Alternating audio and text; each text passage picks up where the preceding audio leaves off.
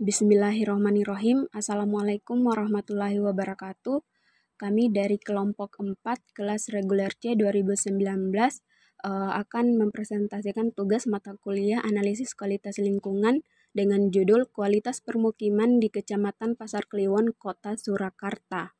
Dengan penulis Margaret Mayasari dan Surito Harjo. Perkenalkan, saya Sarni Rahmatilain selaku moderator dari kelompok 4 ingin memperkenalkan teman-teman dari kelompok saya. Yang pertama, Rizka Arianti dengan NIM J1A1191866. Yang kedua, saya sendiri Sarni Rahmatilain dengan NIM J1A1191190. Yang ketiga, Siti Hasriani dengan NIM J1A1191996. Yang keempat, Syaiful dengan NIM J1A11922. Dan yang kelima, Andi Nurfadila Septiana Rashid dengan NIM J1A1192229. Untuk selanjutnya, saya persilakan kepada teman-teman saya untuk mempresentasikan materi kami. Bismillahirrahmanirrahim. Assalamualaikum warahmatullahi wabarakatuh. Perkenalkan, nama saya Rizka Arianti dengan NIM J1A1191186. Di sini saya akan menjelaskan materi kelompok kami, yaitu analisis kualitas lingkungan, kualitas permukiman di Kecamatan Pasar Kliwon, Kota Surakarta. Pada slide pertama, saya akan menjelaskan tentang pengertian kualitas permukiman. Kualitas permukiman adalah ketersediaan sarana dan prasarana permukiman, baik secara kualitas maupun kuantitas. Permukiman diartikan secara sempit adalah tempat tinggal atau bangunan tempat tinggal. Sedangkan secara luas yaitu sebagai perihal tempat tinggal atau segala sesuatu yang berkaitan dengan tempat tinggal. Jika digabungkan, permukiman adalah sebagai perumahan atau kumpulan rumah dengan segala unsur serta kegiatan dan berkaitan dan yang ada di dalam permukiman. Kualitas permukiman mencakup mengenai kondisi bangunan rumah, lingkungan rumah, dan manusia yang ada di dalamnya. Kualitas permukiman juga erat kaitannya dengan kondisi biofisik seperti letak, topografi, batuan, tanah, air, dan vegetasi.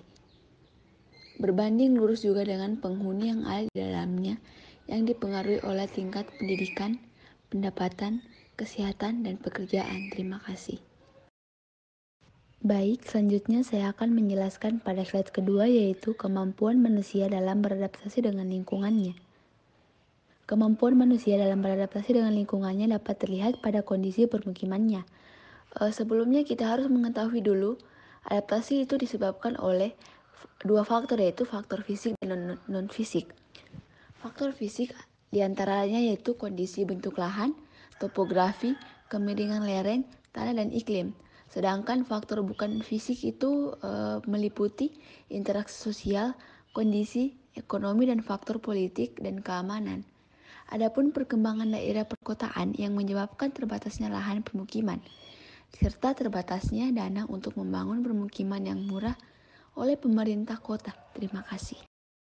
Baik, di sini saya akan melanjutkan penjelasan pada slide ketiga, yaitu syarat rumah sehat.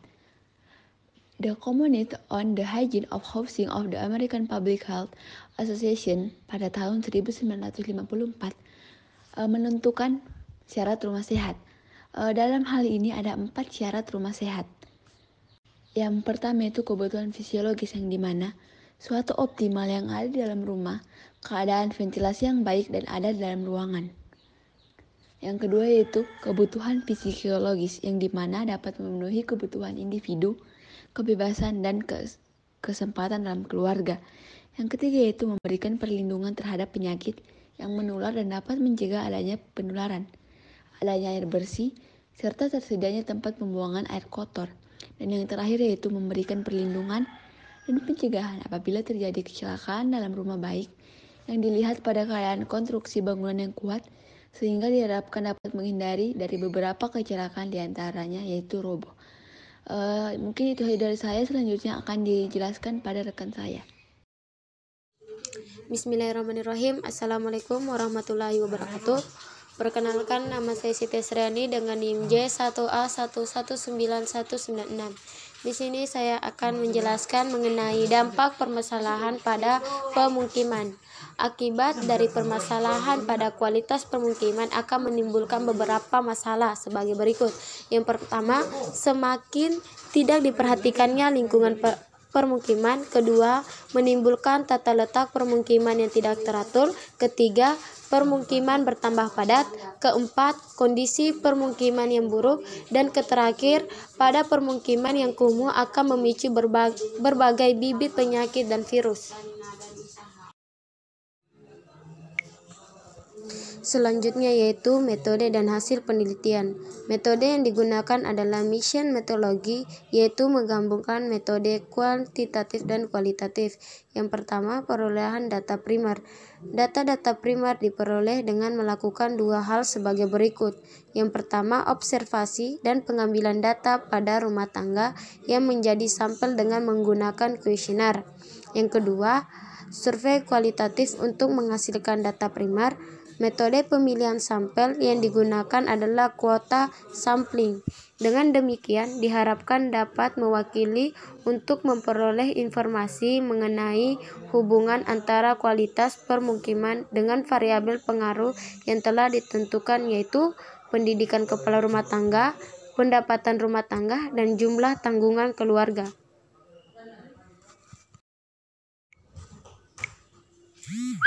Kedua, perolehan data sekunder. Data sekunder ini khususnya berupa peta, data statistik yang dilakukan dengan mengcopy dokumen. Data sekunder tersebut terutama terdiri dari data luas daerah penelitian dan penggunaan lahan, jumlah penduduk, dan pertumbuhan yang didukung oleh data sekunder lainnya untuk membantu dalam melakukan analisis pada penelitian ini.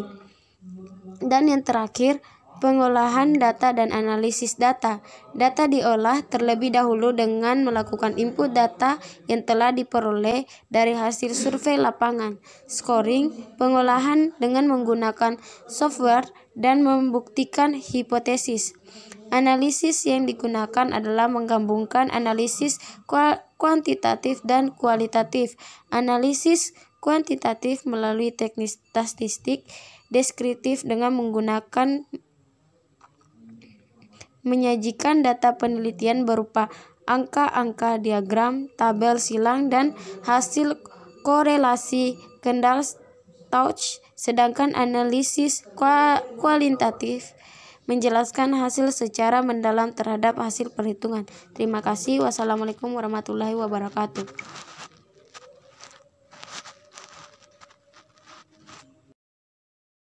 Hasil penelitian. 1. Karakteristik rumah tangga. Penentuan 80 responden dilakukan secara sparsial dari selembaran kualitas pemukiman dengan cara memilih titik-titik sampel.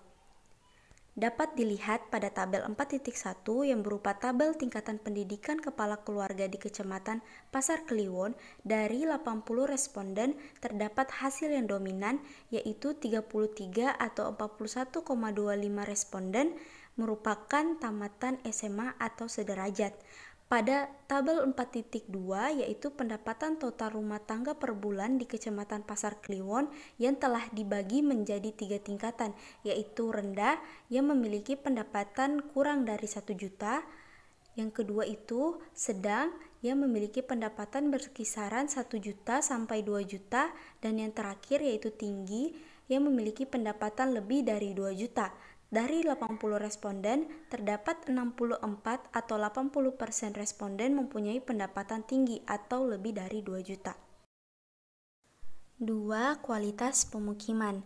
Kualitas pemukiman dipengaruhi oleh kondisi fisik bangunan dan kondisi lingkungan dari pemukiman di Kecamatan Pasar Kliwon. Kualitas pemukiman dihitung menggunakan metode scoring dengan dikategorikan menjadi 3, yaitu tinggi, sedang, dan rendah. Pada tabel 4.3 yaitu kualitas pemukiman di Kecamatan Pasar Kliwon, Kota Surakarta, dari 80 responden terdapat 29 atau 36,25% responden yang memiliki kualitas pemukiman yang rendah. Sedangkan pada tabel 4.4 Klasifikasi skor total kualitas pemukiman di Kecamatan Pasar Kliwon dari 80 responden dibagi menjadi 2 kelompok, yaitu 40 responden pada daerah bantaran sungai yang terdapat 16 atau 40% responden memiliki kualitas pemukiman yang sedang, dan 40 responden pada daerah yang bukan bantaran sungai dengan 15 atau 37,5% responden mempunyai kualitas pemukiman yang tinggi. Permasalahan pada kualitas pemukiman. Beberapa permasalahan masyarakat dan pemerintah yang menghambat bagi peningkatan kualitas pemukiman disebabkan oleh beberapa hal, yaitu 1. Terbatasnya kemampuan ekonomi penduduk untuk membeli atau membangun rumah sehingga untuk masyarakat yang berpenghasilan rendah tidak dapat memperoleh dan menikmati pemukiman yang layak. 2. Pertambahan penduduk yang meningkat baik yang berasal dari pertambahan penduduk secara alami maupun dari perpindahan penduduk ke daerah perkotaan. 3. Pemukiman yang tidak tertata dengan baik dengan kondisi fisik, sosial, ekonomi, dan kesehatan yang tidak memenuhi standar.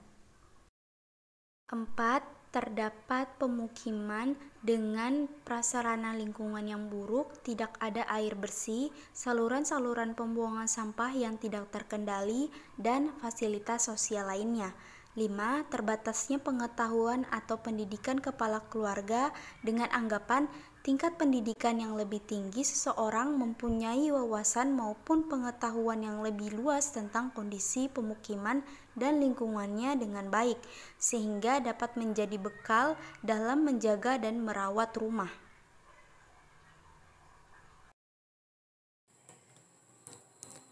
Assalamualaikum warahmatullahi wabarakatuh.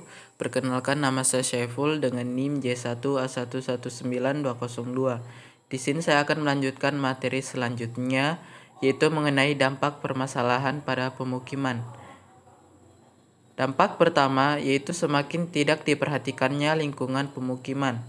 Dampak yang kedua, menimbulkan tata letak pemukiman yang tidak teratur. Dan dampak ketiga, kondisi pemukiman yang buruk.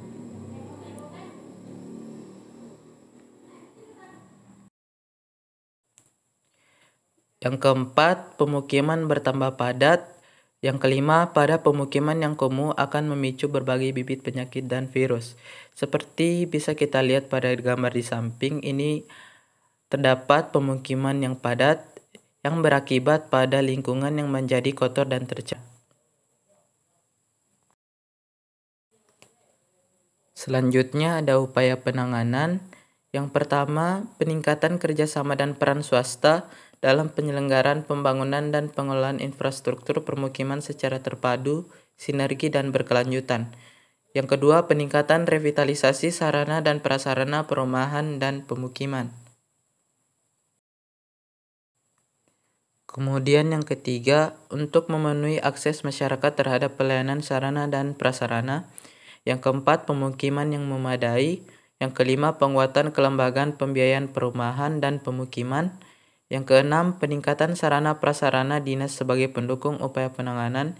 Yang ketujuh, pengoptimalan pengawasan dan evaluasi hasil program kegiatan penanganan. Dan yang terakhir adalah pengoptimalan dalam penyusunan database sasaran program penanganan. Sekian itu saja dari saya. Terima kasih. Wassalamualaikum warahmatullahi wabarakatuh. Baik, itulah tadi pemaparan materi dari kelompok kami. Lebih dan kurangnya mohon dimaafkan. Sekian dan terima kasih. Wassalamualaikum warahmatullahi wabarakatuh.